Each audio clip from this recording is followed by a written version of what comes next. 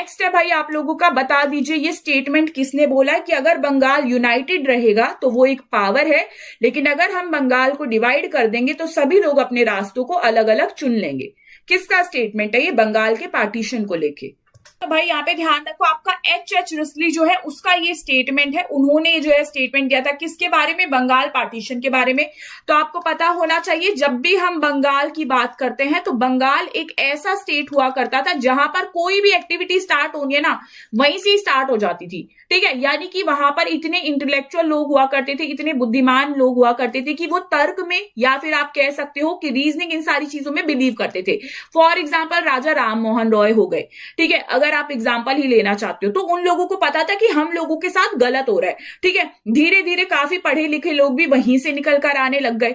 तो यहां पर एच रिसली का क्या कहना था कि भाई ये लोग जो यहां पर तर्क लगाना स्टार्ट करने लग गए हैं, ये लोग जो अब यहां पर हम लोगों को क्वेश्चन करना स्टार्ट कर गए हैं हमारे एडमिनिस्ट्रेशन पे, जो भी सारी चीजें हम कर रहे हैं उन सारी चीजों पे, इससे बेस्ट ये है कि यहां पर बंगाल को हम डिवाइड कर देते हैं। बंगाल को डिवाइड क्यों करेंगे?